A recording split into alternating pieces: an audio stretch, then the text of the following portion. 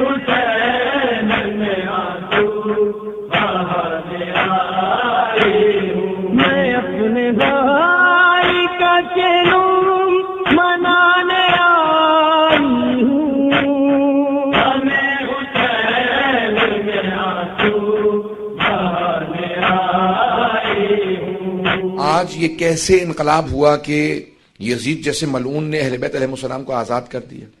جو بالکل ترس نہیں کھاتا تھا، جس کے دل میں کوئی رحم نہیں تھا، کیوں اس نے آزاد کیا؟ میں یہ مفہوم پیش کرنا چاہتا ہوں مصائب سے پہلے۔ کون سی ایسی شے تھی جس کی وجہ سے وہ خوف زدہ تھا، ڈر گیا تھا؟ اس کے دل میں کوئی ایمان تو تھا نہیں، وہ خدا ہی کو نہیں مانتا تھا، پیغمبر کو نہیں مانتا تھا، تو اس نے آل رسول کو کیا ماننا تھا؟ نہ قرآن کو مانتا تھا۔ ہے نا اشعار شیعہ سنی تمام مورخین نے لکھے ہیں کہ اس کے ہاتھ میں شراب کا جام تھا، قرآن کے ورقے رکھے ہوئے تھے، اس پہ رکھتا جاتا تھا شراب کو۔ جب وہ اہل بیت کو لایا گیا اور بار بار یہ اشعار پڑھتا تھا، لعبت ہاشم بالملک فلا وہی نزل والا ملک جاء، یہ بنی ہاشم نے کھیل کھیلا، ایک کو نبی بنا دیا، کسی کو علی کہہ دیا، کسی کو حمزہ، اور یہ بنو امیہ کو نیچے دکھانے کے لیے کہہ دیا کہ خدا ہے، نہ خدا کو مانتا ہوں۔ یہ یزید کہہ رہا تھا شراب پی کے، نشے میں شراب کے، جب آل رسول لائے جا رہے تھے، کہا نہ میں خدا کو مانتا ہوں، نہ رسول کو، نہ قرآن کو، نہ وحی کو، کسی چیز کو نہیں مانتا، یہ سب کچھ معاذ اللہ استغفر اللہ رب، یہ سب کچھ جھوٹ ہے، یہ بار بار کہہ رہا تھا۔ تو بعض لوگ بعض کا نادانی میں کہتے ہیں وہ صرف اہل بیت کو نہیں مانتا تھا، باقی سب کچھ مانتا تھا۔ یزید کسی شے کو نہیں مانتا تھا، نہ خدا پہ اس کا ایمان تھا، نہ رسول پہ، نہ قرآن پہ، کسی شے پہ ایمان نہیں تھا، توہین کر رہا تھا۔ اس لیے زیدان گرامی علیہ السلام نے کہا کہ اس نے پوری کوشش کی کہ جتنے بھی آثار ہیں وہ ختم کر دیے جائیں۔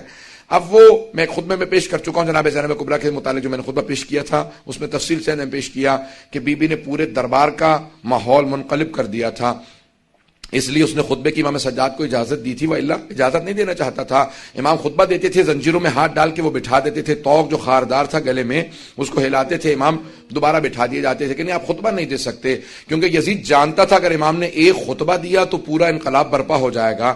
اب کیا ہوا ایسا؟ علامہ مجلسی نے بحار الانوار میں ایک روایت کو نقل کیا ہے، میں صرف اس کو پڑھوں گا اور وہی تمہید ہوگی، مقدمہ ہوگا مصائب کا۔ اگر میں پورا پیش کر سکا تو پورا مصائب پیش کروں گا، آج مجھے 40 کے صرف مصائب پیش کرنا ہے کہ کیسے علامہ مجلسی کہتے ہیں کہ ایک عیسائی گزر رہا تھا جو اپنی بیٹی اور بیوی کے ساتھ شام آیا تھا، دمشق آیا تھا، اس کے زادرہ ختم ہو گیا، جب سب پیسے ختم ہو گئے تو اس نے سوچا کہ کیا کروں، بادشاہ کے سامنے کوئی تحفہ دوں گا تو وہ اس کے بدلے میں مجھے کوئی انعام دے گا، پیسے دے گا، تو مسلمانوں کے بادشاہ کو کوئی تحفہ دے دیتا ہوں۔ سوچنے لگا، پھر اس نے کہا کہ ایک ہرنی کو میں کہیں سے شکار کرتا ہوں، گیا، جا کے دیکھا ایک ہرنی بہت خوبصورت تھی، گلے میں رسی ڈالی، گھسیٹتا ہوا جا رہا تھا کہ اچانک زندان کے دروازے پہ ہرنی رک گئی۔ اس نے بہت کوشش کی، کہا کہ اتنا زور لگا رہا ہوں لیکن کھینچا نہیں جا سکتا، کھینچتا رہا، اچانک اس نے رسی کو ڈھیلا کیا، دھکیلنے لگا، ہرنی بہت تیزی سے زندان کے دروازے پہ آئی، اور علامہ مجلسی کہتے ہیں بحار الانوار میں کہ اس نے فصیح عربی زبان میں کہا السلام علیک یا ابن رسول اللہ۔ وہ عیسائی تھا، پریشان ہونے لگا کہ یہ کیا کیفیت ہے، جانور بول رہے ہیں، بڑا پریشان ہو کے آگے بڑھا دیکھنے کے لیے کہ زندان میں کون ہے جسے یہ ہرنی نے فصیح عربی زبان میں سلام کیا۔ تو ایک مرتبہ جب آگے بڑھا تو دیکھا کہ ایک جلا ہوا امامے کا کپڑا ہے کسی کے سر کے نیچے، اور کچھ مستورات بیٹھی ہوئی ہیں، کچھ بچے باقی رہ گئے ہیں۔ میں نے آج صبح کی مجلس میں کہا تھا نا، جب آل رسول مدینے سے جا رہے تھے نا کربلا تو 46 بچے ساتھ تھے، 46 چلڈرن تھے، 46، اور جب واپس جا رہے تھے تو 10 بچے بھی نہیں رہ گئے تھے، نہ جانے کتنے بچوں کی شہادتیں ہوئی ہیں۔ آگے بڑھ کے دیکھنے لگا، امام سجاد فوراً اٹھے، زندان کے دروازے پہ آئے، اور ایک مرتبہ اس نے امام کی طرف دیکھا کہ آپ کون ہیں، آپ اس زندان میں کیوں ہیں، یہ ہرنی کیوں بول رہی ہے، اور آپ کا مقام کسی کو کیوں معلوم نہیں؟ امام نے ہرنی کی طرف دیکھا، دیکھنے کے بعد کہا کہ یہ ہرنی مجھ سے صرف اتنا کہہ رہی ہے کہ مجھے اتنی دیر کی مہلت دلا دیں، میرے 2 بچے ہیں اس پہاڑ کے پیچھے، میں انہیں دودھ پلا کے واپس آ جاؤں۔ امام نے پلٹ کے اس عیسائی سے کہا میں تجھے ضمانت دیتا ہوں یہ ہرنی واپس آ جائے گی، بس اسے اتنی مہلت دے دے، اپنے بچوں کو دودھ پلا دے۔ اس نے فوراً اس ہرنی کو آزاد کر دیا، کہا میں نے آپ کی وجہ سے اسے آزاد کر دیا، یہ ہرنی آپ سے مہلت مانگ رہی ہے، یہ آپ کو کیسے معلوم؟ امام نے کیسے آزاد کر دے، میں حجت خدا ہوں۔ کہا آپ کون ہیں؟ کہا تو نے مسلمانوں کے آخری نبی جو ہیں، نبی آخر زمان، ان کا نام سن رکھا ہے؟ کہا ہاں، محمد مصطفیٰ۔ کہا کہ ان کے 2 نواسے تھے، حسن و حسین، میں حسین کا بیٹا ہوں۔ اب وہ تڑپنے لگا کہ یہ سارے مسلمان ہیں اس شہر کے اندر اور ان میں سے کوئی بھی آپ کی حرمت کو نہیں جانتا، کوئی آپ کے مقام و عظمت کو نہیں سمجھتا۔ ایک مرتبہ اس نے گھروں پہ جانا شروع کیا، دروازوں پہ دستک دینا شروع کی، مسلمانوں باہر آ جاؤ، یہ تمہارے نبی کی ذریت ہے جو قید خانے میں، یہ آل نبی ہیں جو تمہارے قید خانوں میں ہیں۔ مسلمان باہر نکلتے، وہ ایک مرتبہ آ کے پوچھنے لگا یہ مستورات کون ہیں؟ کہ یہ نبی کی نواسیاں ہیں، یہ علی کی بیٹیاں ہیں۔ جب اس نے زیادہ شور مچایا تو یزید کے جو سپاہی تھے انہوں نے اس کو گرفتار کر لیا۔ علامہ مجلسی کہتے ہیں کہ انہوں نے اس کا سر قلم کیا، اسے مار دیا اور جا کے مدینے سے، دمشق سے باہر اس کو پھینک دیا یا دفنا دیا قبر کے اندر۔ جب دفنا دیا تو اس کی بیٹی نے اور اس کی بیوی نے سنا کہ ہمارے شوہر کو کسی قیدی کی وجہ سے مار دیا گیا ہے۔ وہ فوراً تلاش کرتی ہوئی دمشق کے باہر اسی قید خانے کے سامنے کھڑی ہوئی، کہا کہ آپ کون ہیں؟ امام سجاد سمجھ گئے، کیا بات ہے؟ کہ ہمارا ایک ہی سہارا تھا وہ بھی آپ نے چھین لیا۔ امام نے ایک مرتبہ اعجاز سے زندان کے دروازے کھلے، کہا میرے ساتھ چل۔ اور امام اس مقام پہ پہنچے جہاں پہ قبر تھی، کہا پروردگارا میری مظلومیت کا واسطہ۔ ایک مرتبہ قبر کھلی، وہ باہر اٹھا، امام کی قدموں میں گرا، کہا میں آپ پہ ایمان لے کے آتا ہوں، میں گواہی دیتا ہوں آپ حجت خدا ہیں۔ امام نے کہا واپس چلا جا، تیری زوجہ اور تیری بیٹی بہت پریشان تھے۔ جب جانے لگے تو امام نے خاتون سے کہا کہ ہم سہارے چھینتے نہیں ہیں، ہم سہارے عطا کرتے ہیں۔ بس اس کے بعد ایک مرتبہ ایسا ماحول بنا، ہر دمشق کے گھر کے اندر باتیں ہونے لگی کہ کوئی یہ قیدی یہاں آل رسول ہیں، وہ عیسائی کہہ کے گیا تھا۔ اب ہر جگہ پہ جب باتیں ہونے لگی یزید کے خلاف، سب لوگ گفتگو چیمیں گوئیاں کرنے لگے کہ یزید نے آل رسول کو قیدی بنا رکھا ہے۔ تو یزید نے کہا ان کو یہاں سے بھیج دو، واپس مدینے چلے جائیں، اب یہ میرے خلاف کچھ نہیں کر سکتے، یہ بیویاں ختم ہو چکی ہیں، ان کو قید کے اندر اتنی مسلسل سختیاں آئی ہیں کہ یہ میرے خلاف کچھ نہیں کر سکتے۔ ایک مرتبہ اس نے کہا کہ میں آپ کو آزاد کرنا چاہتا ہوں، میں آپ سے سوال کروں، اگر کسی دو گروہوں میں جنگ ہو، شرائط وہ رکھتا ہے جو جیتتا ہے، شرائط وہی رکھتا ہے جو جیتتا ہے۔ تو ایک مرتبہ یزید نے کہا میں آپ کو آزاد کرتا ہوں۔ امام سجاد نے کہا ہماری کچھ شرائط ہیں، شرائط پوری کر دے، ہم واپس چلے جائیں گے۔ کہا کیا شرائط ہے؟ کہ پہلی شرط ہے شہداء کے سروں کو واپس کر دے، دوسری شرط یہ ہے کہ جو تبرکات لوٹے تھے تبرکات کو لوٹا دے، اور تیسری شرط یہ ہے کہ ہمیں یہاں پہ رونے کے لیے ایک مکان دے دے، ہم اب تک کھل کے رو نہیں سکے ہیں۔ بس بھئی آپ پہ اور مجھ پہ تو کوئی پابندی نہیں ہے، بیویوں کے گریے پہ بھی پابندی تھی۔ آج سنیں گے مصائب کو، بس بھی بس ایک چراغ رہنے دیجئے گا، اب سنیں گے مصائب کو، یہ چراغ بجھا دیے گئے تاکہ کوئی رونے میں حیا نہ کرے، کوئی رونے میں شرم نہ کرے۔ لیکن پھر بھی کچھ دیر بعد یہ چراغ جلا دیے جائیں گے، ہمیشہ تاریکی نہیں رہے گی۔ ایک 3.5 برس کی بچی تھی، وہ ہمیشہ یہی سوال کرتی تھی، اماں دوبارہ کبھی چراغ بھی جلیں گے، کبھی روشنیاں بھی ہوں گی؟ بس بھئی ایک مرتبہ مکان دیا کہ آپ یہاں پہ گریا کر سکتے ہیں۔ ساری بیویاں زمین پہ بیٹھی گریا کر رہی تھی، روتی جاتی تھی، کوئی مصائب پڑھنے والا نہیں تھا۔ ایک بی بی آواز دیتی تھی واہ حسین، ساری بیویاں رونے لگتی تھی۔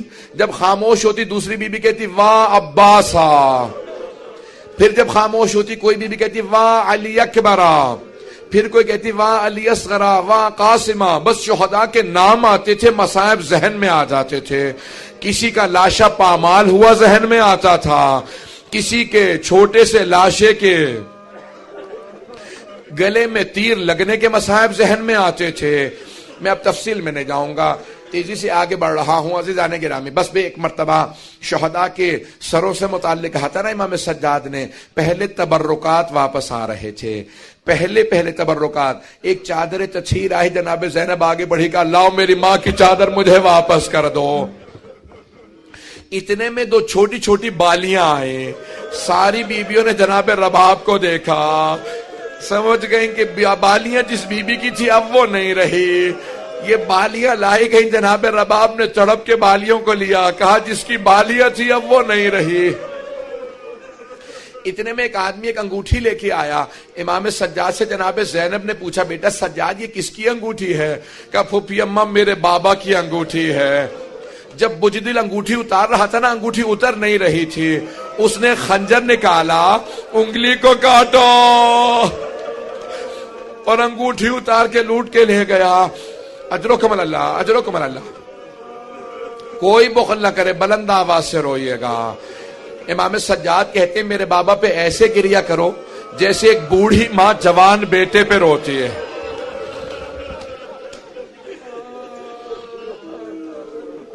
بس بھئی تبرکات کے میں نے سارا چھوڑ دیا مضمون، بہت تیزی سے آگے بڑھ رہا ہوں. تبرکات آ چکے، اب ایک مرتبہ شہداء کے سر واپس آنے لگے. پہلا جو سر آیا بڑا ننھا سا سر تھا. جناب رباب نے اپنے برقعے کا دامن پھیلایا کہ اللہ علی اصغر کا سر مجھے دے دو. بی بی نے کچھ دیر سر لے کے گریا کیا، پھر ایک سوال کیا، علی اصغر اب مثلوں کا تنہر، بیٹا کہ تجھ جیسے بچوں کو بھی نہر کیا جاتا ہے؟ بیٹا اونٹوں کو نہر کیا جاتا ہے.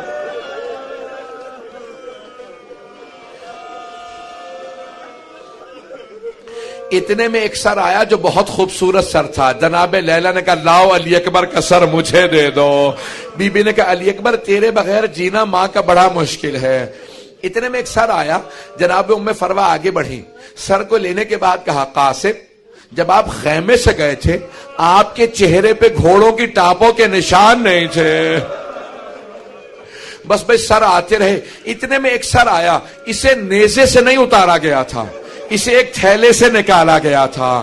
جناب ام کلثوم آگے بڑھی کہا لاؤ عباس کا سر مجھے دے دو. بس بھئی اتنے میں دو سر اور آئے. ساری بیویوں نے جناب زینب کو دیکھا. آپ کے ذہنوں میں مصائب ہے، میں نے اشارہ صرف کرنا تھا. جناب فضہ نے جب اس نے بار بار پوچھا، جناب فضہ نے کہا یہ دو سر مجھے دے دو، میری آقا زادی کے بیٹے ہیں. کہا بی بی بیٹوں سے ودا تو کر لیجئے. کہا فضہ میں علی کی بیٹی ہوں، صدقہ دے کے واپس نہیں لیتی.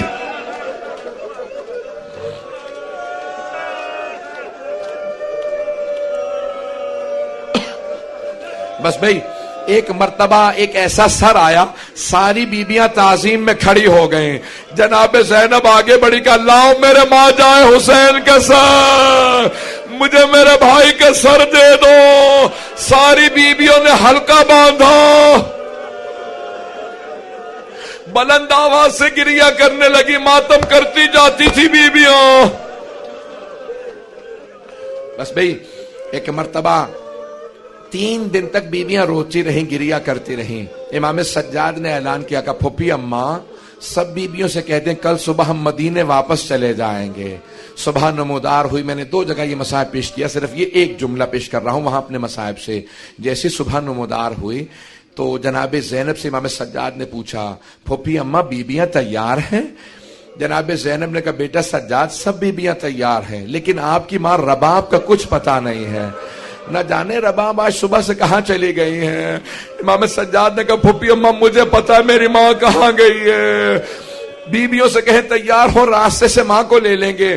جب چلے تو جناب زینب نے کہا بیٹا سجاد یہ راستہ تو زندان کو جاتا ہے. کہا پھوپھی اماں میری ماں زندان کی ایک قبر سے ودا کرنے گئی ہے. جیسے ایک ماں بچے سے لپٹ کے روتی ہے نا، جناب رباب قبر سے لپٹی ہوئی تھی.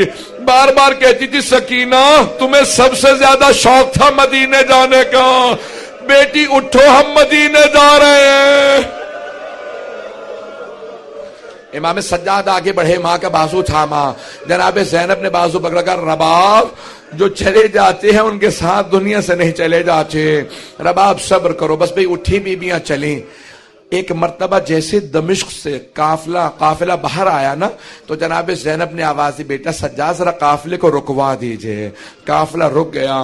بی بی نے ساری بیبیوں سے کہا، جناب زینب نے بیبیوں ذرا دوبارہ دمشق کا رخ کرنا. سب بیبیوں نے دمشق کا رخ کیا. جناب زینب نے ہاتھوں کو اٹھا کے کہا کہ بیبیوں گواہ رہنا، سکینہ میں چھوڑ کے جا رہی ہوں، بیٹی میں وعدہ کرتی ہوں میں واپس آؤں گی. بس بھئی سب بیبیاں تڑپنے لگی، رونے لگی. امام سجاد نے قافلے کے قافلے کو دوبارہ چلا کر قافلے کو چلا دو. ایک ایسا مقام آیا کہ جہاں پہ جو قافلے کے ساتھ چل رہا تھا اس نے آواز دی کہ سید سجاد ہم ایک ایسے مقام پہ ہیں یہاں سے راستہ مدینے بھی جاتا ہے کربلا بھی جاتا ہے. بس کربلا کا نام سننا تھا. ساری بیویاں تڑپنے لگی کہ سجاد ہم لاشیں چھوڑ کے آئے تھے, ہمیں کچھ دیر کے لیے کربلا لے چلو, ہم قبروں کی زیارت کرنا چاہتے ہیں. امام سجاد نے کہا ہمیں کربلا جانا ہے. کربلا چلنے لگے. جب راستے میں کربلا کا نام آیا ہر بیوی تڑپ رہی تھی. کسی کو اپنا شہید یاد آتا, کسی کو اپنا بچہ یاد آتا, کسی کو کوئی یاد آتا, کوئی بھائی کو یاد کر رہی تھی. ہر بیوی تڑپ رہی ہے. وہاں جناب جابر عطیہ رسول خدا کے صحابی کے ساتھ دونوں صحابی پہنچے. جیسے ہی پہنچے نا تو کربلا میں پہنچے. جناب جابر نابینا ہو چکے تھے. عطیہ سے اپنے غلام سے کہا کہ مجھے حسین کی قبر پہ لے چل. کہا قبور ہیں لیکن نام نہیں لکھے ہوئے, پہچانا نہیں جا رہا کون سی قبر کس کی ہے. تو جناب جابر نے آواز دی حسین میں جب بھی آپ سے ملنے آتا تھا مجھے گلے لگاتے تھے. اے حسین میں مدینے سے آیا ہوں, کچھ دیر کے لیے مجھے گلے لگا لیجئے.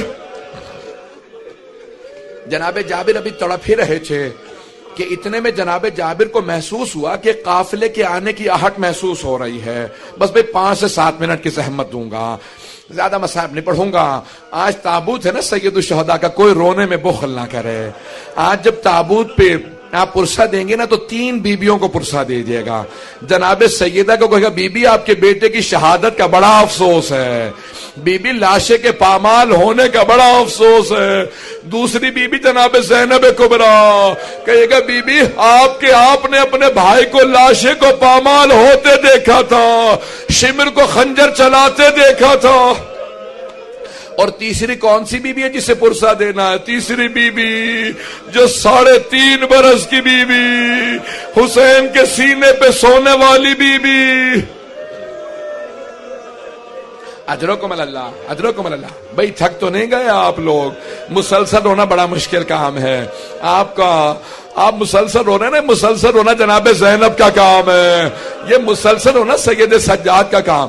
ایک مرتبہ جابر نے جب آہٹ محسوس کی کوئی قافلہ آ رہا ہے, فوراً عطیہ سے پوچھا کہ ابھی قافلہ آ رہا ہے, قافلہ کس کا ہے؟ کہ اگر یہ میرے مولا سجاد ہوئے میں تجھے آزاد کر دوں گا. ایک مرتبہ غلام نے پوچھا اپنے مولا کی کوئی علامت تو بتائیں. کہ میرا مولا 23 برس کا جوان ہے, میرا مولا بڑا قداور ہے, میرے مولا کی کمر بڑی مضبوط ہے, میرے مولا کے بازو بڑے مضبوط ہیں. غلام نے دور سے دیکھا کہ یہ آپ کے مولا نہیں ہے. کہ کیوں؟ کہ ان کی داڑھی سفید ہے, کمر جھکی ہوئی ہے.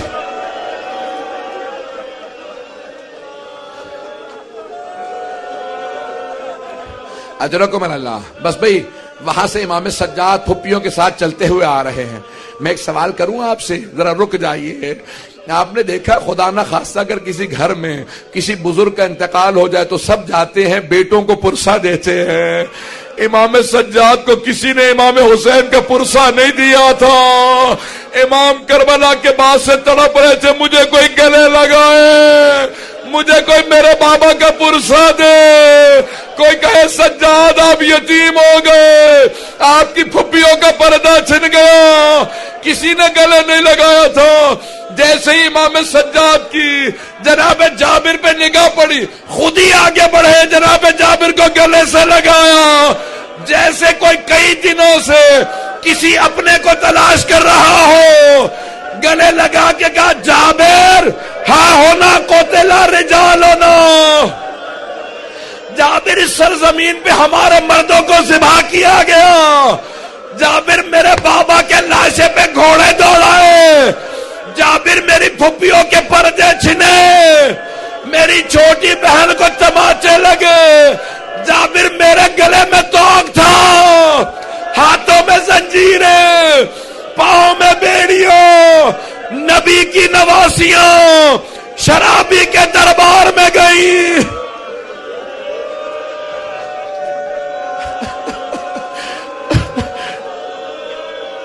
جناب جابر تڑپنے لگے, رونے لگے بلند آواز سے. جب بہت روئے تو جناب امام سجاد نے کہا جابر میں آپ سے کہوں گا کچھ دیر کے لیے دور چلے جائیے. جناب جابر نے کہا مولا میں تو نابینا ہوں, کچھ دیکھ نہیں پاتا, میں کچھ نہیں دیکھ سکتا, اپنی پھپھیوں کو بلا لے. مولا نے کہا جابر آپ دیکھ نہیں سکتے, سن تو سکتے, ابھی میری پھپھیاں بیان کریں گی, کوئی کسی قبر پہ گرے گی, کوئی کسی قبر پہ. جابر ذرا دور چلے جاؤ, میری پھپھیاں بیان کریں گی.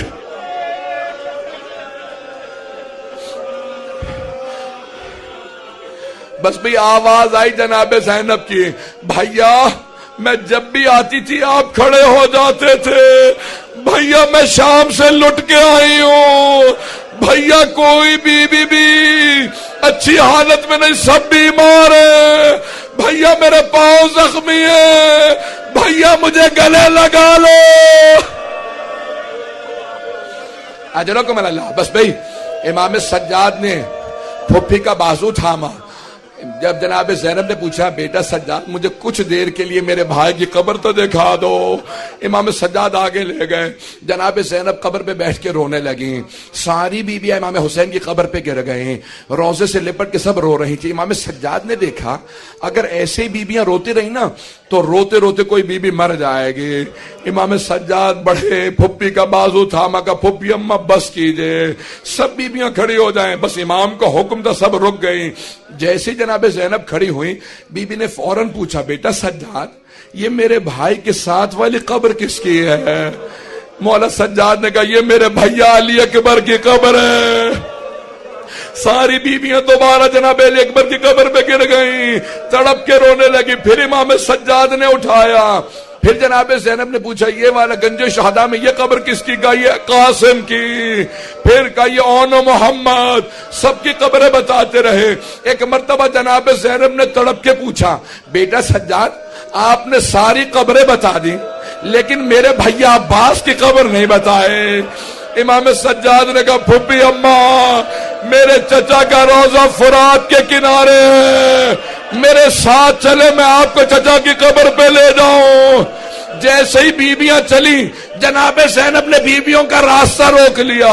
کہا بیویوں میرے بھیا عباس کو سب کچھ بتا دینا, بتا دینا ہمیں شرابی کے دربار لے گئے تھے, بتا دینا ہمیں تازیانے مارے گئے تھے, لیکن مت بتانا بیویوں میرے بھیا عباس کو مت بتانا, مت بتانا سکینہ شام میں رہ گئے, میرے بھائی کی غیرت برداشت نہیں کرے گی.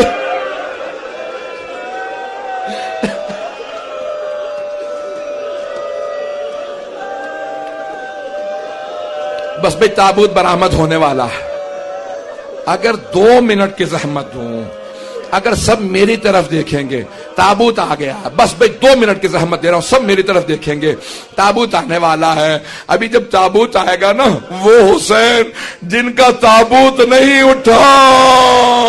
امام سجاد جب دفنانے کے لیے کھڑے ہوئے لاشے پہ اتنے زخم تھے, مدینے کا رخ کیا, کہا نانا ذرا میری مدد کیجئے. پھر نجف کا رخ کیا, کہا دادا علی مرتضی میری مدد کرے. جنت البقیع کا رخ کیا ہے, چچا حسن مجتبی مدد کیجئے. اگر دیکھ سکیں کٹے ہوئے گلے کے نیچے رسول عربی نے ہاتھ رکھے, ٹوٹی ہوئی پسلیوں کے نیچے علی مرتضی نے ہاتھ رکھے, قدموں کے نیچے حسن مجتبی نے. جب سب نے مل کے لاشا اٹھایا, امام سجاد قبر میں تھے. جب لاشا لینے لگے ایک بی بی کنارے کھڑی تھی, کہا سجاد ذرا آرام سے لاشا لینا, میں نے چکیاں پیس کے بالا تھا, میرا بیٹا بڑا زخموں سے چور چور ہے. ماتم حسین